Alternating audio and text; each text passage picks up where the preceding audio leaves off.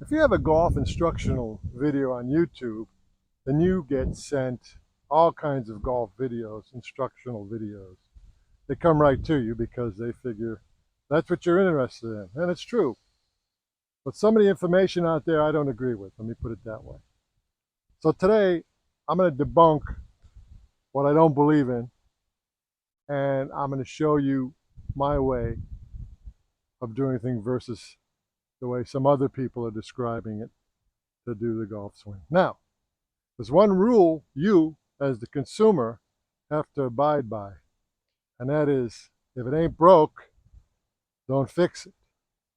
If I tell you something today and it doesn't agree with you and you're having great success with that, please, by all means, continue what you're doing. But if you're lost and you don't know what to do, let me give you some tips today that I've learned over the years. I've been playing this game a long time, and hopefully I can help you get back on track.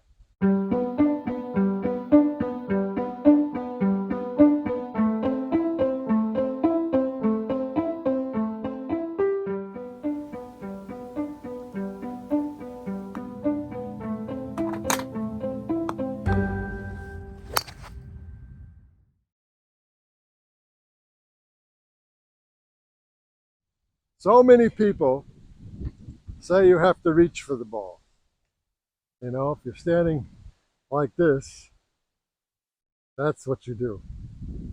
And I say, no, you don't have to reach for it. In fact, you want your armpits closed in, you want the top where your biceps is, you want that close.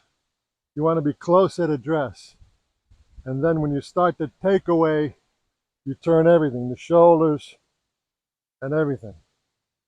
As opposed to being out there and being in no man's land because you leave a gap between your left arm and your chest, and now your arm can change the plane right in the middle of your swing, and you miss it. So when you get up to the ball, it's going to feel very difficult for some of you that have been reaching for the ball. Just get right in there, keep everything in, keep it close. You're going to say, man, Tony, I'm right on top of this ball. You should be.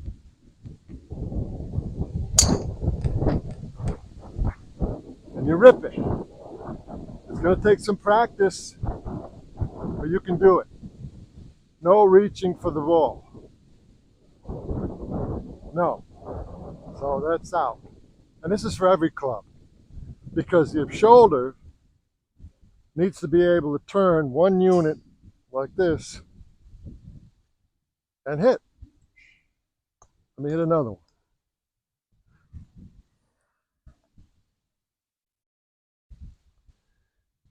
You want to feel like this section and your arms is one unit.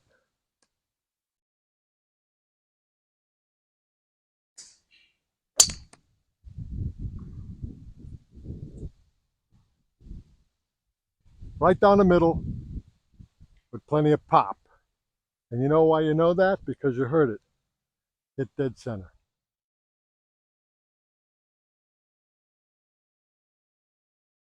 I see a lot of people teaching really strange that this, I saw one instructor say this is a neutral grip. This is not a neutral grip. Both creases are pointed somewhere on the right shoulder. That's not neutral. What neutral is the left hand pointed at the target, the right hand is pointed directly away from the target. Now this is if you're a right-handed player, of course. The trouble with having a grip this strong is that in order to roll the hands over for power, you're shutting the face down way too early. Whereas if it's squared to the target, face stays open a lot longer. Now how you get around that is you got to play your ball back. Can't play it off the inside and you got to get in ahead of the ball. So if you're this far ahead of the ball, then your club will stay open longer. But otherwise, you got to jump through that ball to keep that club face on line. My suggestion is to wicket it right up, have this left hand face the target, have the right hand up on top, basically facing directly away. Gives you much more freedom through impact, and your shots will go straighter. Trust me.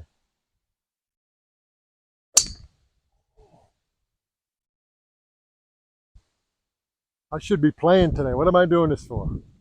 For you.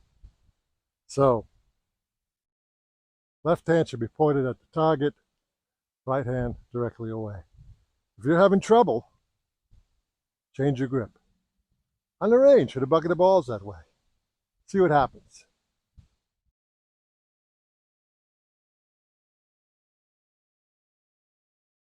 If you're the kind of guy or gal that has a ton of flexibility, I have nothing against a wide stance. But if you're somebody like me who has very little flexibility, you see how far I take the club back. You know, I used to, when I was a kid, have it up here. Those days are long gone. So to make my body move more fluid, I have a narrower stance. And you're like, yeah, Tony, but it's costing me all kinds of distance. No, it won't. Watch, I'm going to purposely put my feet too close together with this driver.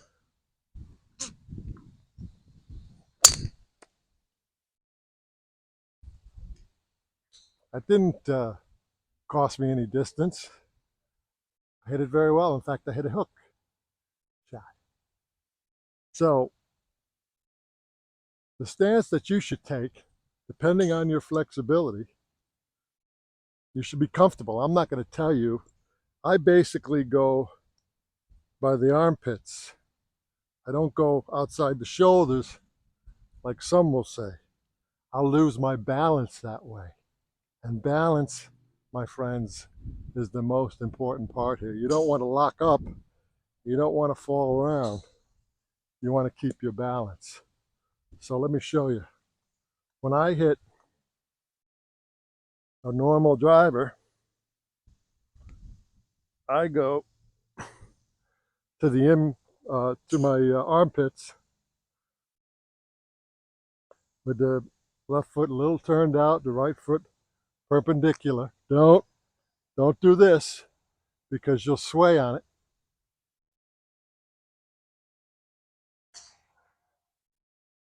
That's as wide as I go right there.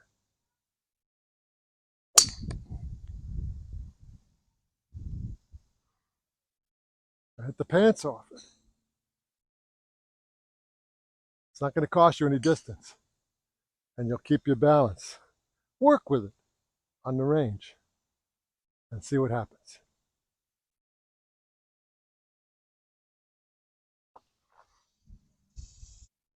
Okay, this next misconception is that you have to have a rigid left arm to hit the ball well. No, you don't.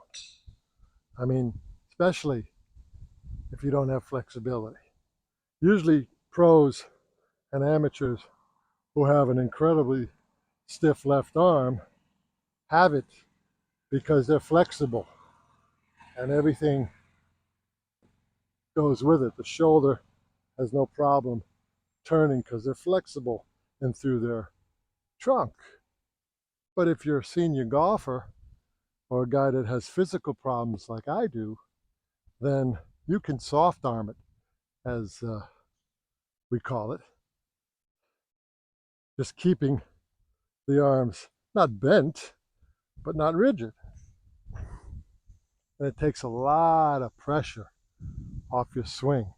The only thing you have to remember is you can't go like this and not move the shoulder. The shoulder has to be activated just as quick as if it was a stiff left arm. But once you take the pressure off your arms, boy, the swing feels like silk.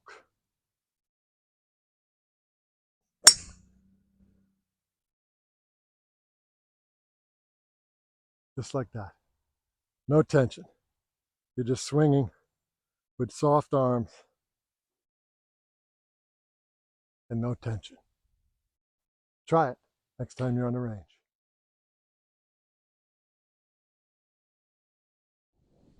Okay, the next misconception I want to talk about is this notion that you have to swing fast in the backswing. The faster you swing on the backswing, the faster your forward swing is going to be. No, no. There are two things that make you swing faster on the forward swing, and both have to do with your lower body. It's transfer of weight. Get your weight back and then move it through your leg, the hands, and the hands come through. That's what gives you speed, right? It's not swinging back so quickly you're going to pull a muscle out in your back. I happen to have grown up with a young, phenomenal amateur, and he had a very quick backswing and a very quick forward swing. And his father used to lecture him and say, "You can't do that. You can't do that." And he was a terrific golfer, Stevie T. And finally, his father woke up one day and said, "You know what? That's just the way he swings. That was his natural tempo." Right. And that's what I'm telling you. You have to swing your natural tempo. Don't try to mix it up, go back faster to swing forward. No. What you're seeing when I swing is my natural tempo. And that's just the way it is. And I can't change it because it's a part of me. So when you swing, just swing your natural tempo. Don't worry about swinging quickly back or quickly through. That's a misconception, right? Now what you can do to get a little more distance at a little bit more speed is give a little forward press through the ball. Forward press, then take it back and hit it. Let me show you. Forward press and hit it. Just like that. See, it's just a move through the ball. And forget about swinging quick. Forget about swinging outside your tempo.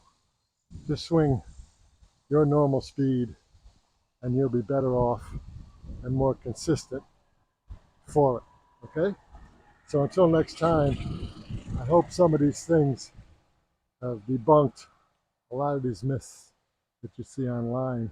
If you have any questions, just contact me and we can discuss it.